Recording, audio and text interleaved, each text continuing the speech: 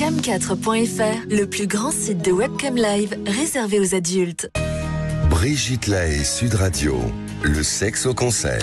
Alors avant demain, puisqu'avec Laurent Carilla, demain on reviendra sur les addictions, mais je voulais quand même aborder cette addiction au sexe qui parfois touche des personnes très infidèles. Hein. C'est parfois dans une addiction, je pense notamment à certains hommes qui par exemple ont besoin d'aller voir des putes 2 fois par semaine. C'est là où on est réellement dans une addiction, c'est plus dans un besoin.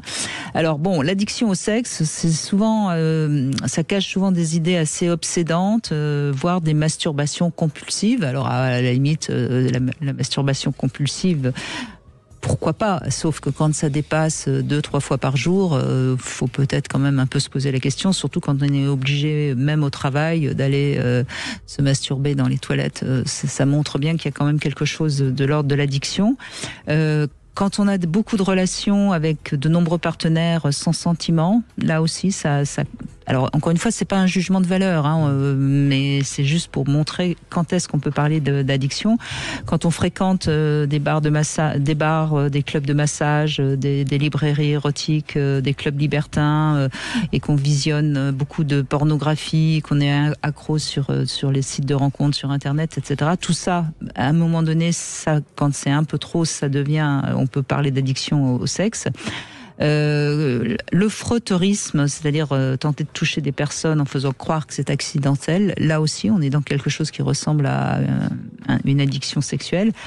Donc on voit bien qu'il y a beaucoup de situations où on voit que l'addiction au sexe est présente.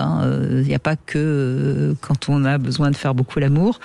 Et ce qui est intéressant, c'est de comprendre que quand on est dans une addiction au sexe, après avoir agi, il y a une sensation de vide qui pousse à recommencer le plus vite possible.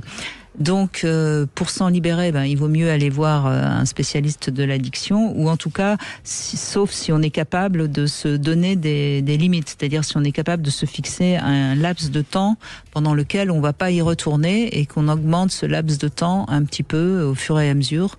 C'est de l'auto-thérapie, si je puis dire, mais il faut être sûr qu'on y arrive, parce que l'addiction au sexe a forcément des effets néfastes sur la vie professionnelle ou la vie familiale.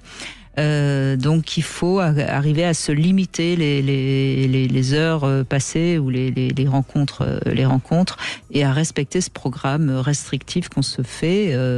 Moi je conseille parfois aussi par exemple d'effacer les fichiers ou d'installer un logiciel qui interdit l'accès aux sites pornographiques, ou placer l'ordinateur dans un endroit plus convivial où on peut pas comme ça y aller trop facilement. Et sinon si vraiment on n'y arrive pas seul, il faut appeler demain Laurent Carilla. Oui, mais moi je valide tout ce que je viens d'entendre. Et l'addiction au sexe, de ce que j'en sais, c'est les addictions qui augmentent le plus.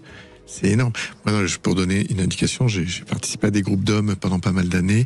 Et dans ces groupes d'hommes, quand on demandait qui a déjà été sur un site pornographie, bon déjà 90% des hommes levaient la main, ça c'est pas un souci, mais par contre qui se sent dépendant, c'était étonnant, plus de la moitié.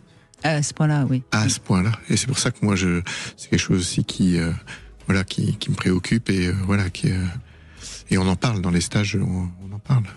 D'autant que ça tue l'imaginaire érotique, ça tue la relation. Oui, c'est ça, ça tue la relation. C'est difficile après d'être excité par une femme, j'allais dire lambda, mais c'est pas péjoratif évidemment, hein, mais quand on a l'habitude de voir des scènes de sexe très très intenses, le quotidien peut paraître très fade. Hein. C'est ça, et puis c'est tout de suite, c'est-à-dire que le fait de se satisfaire tout de suite, c'est très dur après dans la relation. De prendre le temps de se rencontrer, et ça éloigne beaucoup de couples, oui.